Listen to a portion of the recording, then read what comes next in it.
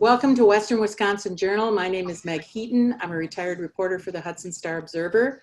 And over the course of that time, I had the opportunity many times to do stories about the Christian community food cupboard and the good work they've done in the community and serve the people that aren't always so visible in the Hudson community, who need help, who need a hand. And my guests today are Spencer Porter, who is the president of the cupboard, and his wife Shawn. And I welcome them both. Thank you. Okay. Spencer, could you or Shawn give us a little background on the food shelf, how long it's been around and how it operates? Go ahead. The Hudson Food Shelf actually started out of the trunk of Grace and John Golden's car. Yes. Grace and John would go around and collect food from the grocery stores, and then they would take it to people that needed it. And that was probably 30 years ago now.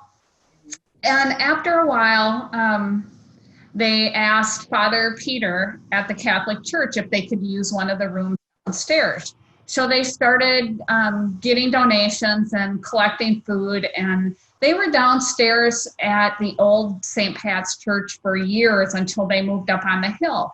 And once the church moved, the church gave the food shelf an actual room and said, you can operate out of here. So I think they've been operating out of there for as long as the new church has been up there.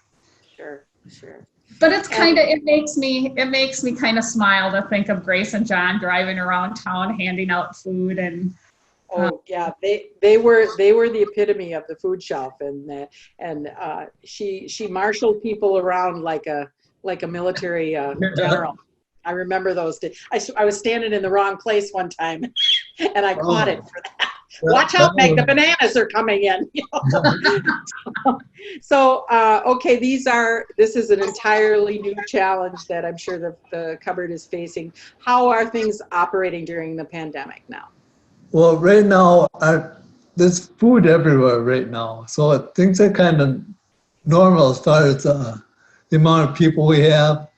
But what we're doing now is bagging the food and stapling their names to them when they make an appointment and setting it outside, and then they can pick up. So there's no contact. We're not allowing people into the food shelf itself. Because under ordinary circumstances, Spence, then they would have just come in, or did they just get a grocery cart and go through the line. Are the donations about the same as they've always been? They've been up. I mean, we're doing good on some stuff. There's still things we need, but it's hard to get like chicken and stuff like that. So you actually have a lot of perishables. I think when John and Grace started, they were kind of low on, perishables or fresh produce or anything. And I mean, really, the last time I was there, it was like a grocery store. It was pretty well stocked. Yeah. I think we're doing okay. I think we do okay. The Hudson community is really responsive. If we put out a post or an email or something on Facebook that says the food shelf needs this, and this, the response is overwhelming, which is really nice, and we're grateful for. There's things that they can't buy at the store with food stamps or vouchers, and the paper products, feminine products, shampoo, stuff like that we can't get enough of. Kleenex, toilet paper, all that kind of stuff we could really use more of. Can you elaborate a little bit more on where the food and those items come from? Some of them are individual donations, but they're county market is big. We get all those donation bags that people of Hudson are buying for $10. Every Monday we're getting just 50 bags maybe. And we sort them all out, so it's helping a lot. And then we buy stuff from a couple of different, like Second Harvest and the Food Group and United Way. And is the food center, the food resource center, they help stock you as well, right? Yes. We purchase from there. You purchase from there. Okay. Yeah. So that's something I don't know if people understand, that you do purchase things, and where does the money for that come from? Is that through donations or? Absolutely. And Hudson has been really good to us as far as donations go. I mean, Okay. we're doing well. It's just that we're having a hard time buying certain items that we Okay. can't get. The grocery stores can't even get them for us. Can't even get 'em. Yeah.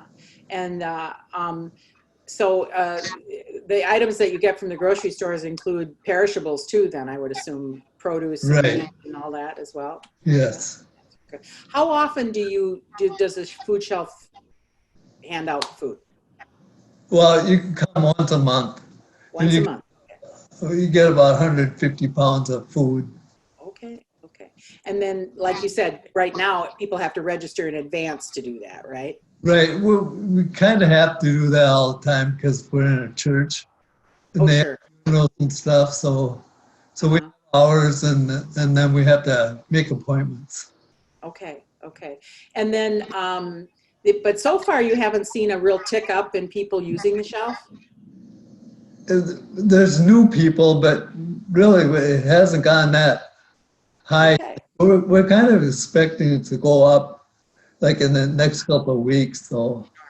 And I suppose as summer comes on, and well, of course, kids are home now, so it doesn't make a difference, I guess. Well, the backpack program has been handing out food. The YMCA has been handing out food. United Way has pop-up pantries every weekend. So there's really a lot of places to get food right now, which is good.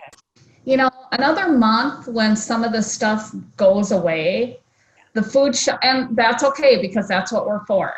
Sure. And you do have, in terms of how often, can you explain how the eligibility works? I mean, people don't have to prove income or anything like that. No. What we're requiring now is that you're from Hudson or the school district. The school district. Okay. We don't want to know. And then they nothing can about come once a month, right? Yep. Right. Okay. Do you anticipate that changing at all if their food shortages do start up, that people might be able to use it more than once a month? We will help in any way we can. I mean, that's what we're there for. Yeah. So can you talk, I know that the cupboard is, like so many other organizations, is very reliant on their volunteers. Can you talk about your volunteer workforce there? Our food shelf is run by the 12 different churches in Hudson, and it's all volunteer. And it's really one of the only true volunteer food shelves in the county. So every church takes a month, and that church is responsible for that month for staffing it with volunteers and making sure people are there. And they're fabulous. Our coordinators are fabulous. Our volunteers, nobody has said they wouldn't come and volunteer, which is amazing to me because a lot of them are older people. Yeah. And they've really stepped up. So a lot of them have been with you for a long time? Oh, yeah. Yeah. Years. It's kind of tough to age out of your group, I think. What are you saying? Yeah, I think Grace, that was part of Grace's idea too, I think, originally. Give these people something to do. Yeah. When the volunteers are there, what are they actually doing? They're bagging groceries, helping the client go through the store, and they help them load it and keep stocking shelves constantly. And your volunteers, you are the ones who pick up from the grocery stores too, right? yes. From County Market and whatever, and get that, and go out to the Food Resource Center. Okay, Yes. well, that's good. Shawn, you mentioned, that there are a lot of paper products, the personal care items that you can always use. How else can the community, and I'm assuming the direct cash donations, so you can, buy food, but how else can the community help during this? The community can help by making sure that anybody that they know of that's in need gets to the food shelf. I think we have a lot of people in Hudson that don't know we exist. They don't know where we are. And what we don't want is somebody sitting in need that can't get to us. If we have to, we have volunteers that are willing to deliver. So really, that's the biggest way the community can help us right now, is to make sure that anybody they know of that's in need gets the help and gets to us. Yeah. And again, let's reiterate when the food shelf operates. When can people come? They can make appointments on Monday through Thursday, 9 to 1. We don't operate on the weekends, but again, if there's a need. special needs, we'll help them. And Tuesday evenings from 4 to 6, we're open. We have 4 to 6 in the evening. available from 4 to 6 on Tuesday. And what is that telephone number that they should call? Oh, I don't know if I can see it. Let's see. It's 715-338-0332. Okay, maybe we can have that posted with this interview as well. And the location is on the lower level of St. Patrick's, right? St. Patrick's Yes. Right. Church at the corner of Wisconsin and Vine Street. Right. Okay, so the days are Monday through Thursday. What were the hours again? 9 to 1. 9 to 1, and then 4 to 6 on Thursday evening? Tuesday evening. Tuesday evening. Yeah. Okay, 4 to 6. Yeah. Okay. Is there anything else I haven't asked you about that you'd like to mention? No, we do 2 food drives a year, the post office food drive, and we do the Stuff-A-Truck, which County Market sponsors. The post office food drive has gotten postponed because of the COVID, which is too bad because that's a big one for us. But hopefully we'll catch up in the fall. Yeah.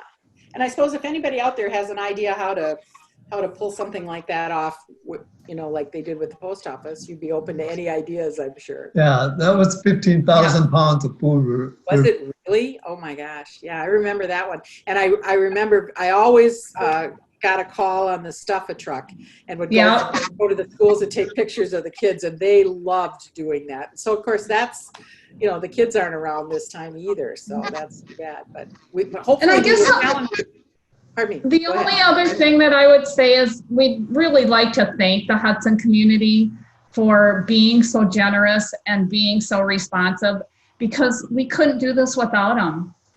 And so we're very grateful to everyone. Well, and we're grateful to people like you that take up the challenge with this, because it takes a lot of time and energy and dedication to reach out. And sometimes, we don't see the people in need in Hudson as clearly as they do in some other, big cities and whatever. So, but we all know that the need exists. And for you guys to be out there doing what you do, and all your volunteers and the churches walking the walk, we are grateful for that. So thank you very much for joining us. And we wish you all the luck in the future, and hopefully we'll all be out and about sooner rather than later. Soon. Yeah. Thank you, Meg. Thank you. Thank you.